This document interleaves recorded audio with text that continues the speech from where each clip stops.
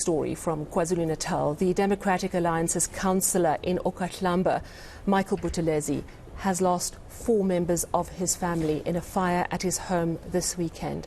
Now, the fire claimed the lives of his wife and 3 children. Buthelezi himself is still in hospital. At this stage, the deadly incident at the councillor's house in the southern Drakensberg area has not specifically been linked to KwaZulu-Natal political violence, so police are still investigating. Dasen Thathiah has been taking a closer look at the facts surrounding the fire.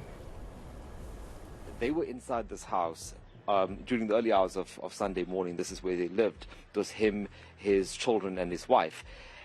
And he says that there was something that was thrown in through the window twice. There were 2 devices, possibly incendiary devices, that were thrown in here, and that he recalls that there was a loud bang or a flash that then happened. And after that, there was a fire, and he describes those moments just before he lost consciousness, of how his wife and his children had also passed out. So what this essentially meant is, according to his version, this is the living area of this house. It means that if a fire broke out here, him and his family would have been trapped in that room over there. That's the doorway that you're seeing now.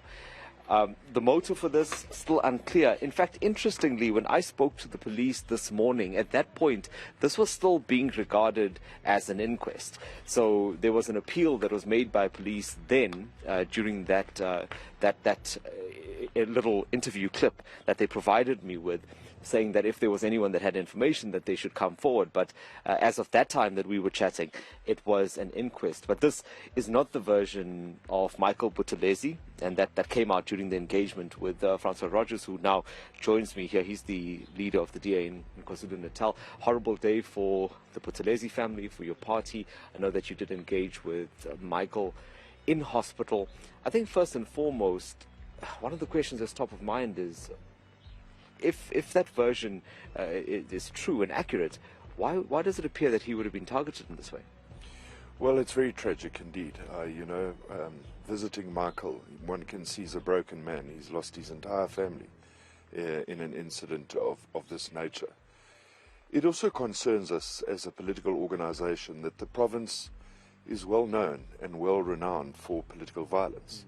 Michael was a councillor, so one doesn't want to jump to conclusions, but at the very same time, this is now when SAPS needs to get its house in order and come to the bottom of exactly what caused this tragedy. You can clearly see, and listening to Michael, this was no electrical fire. This was 2 explosions that took place.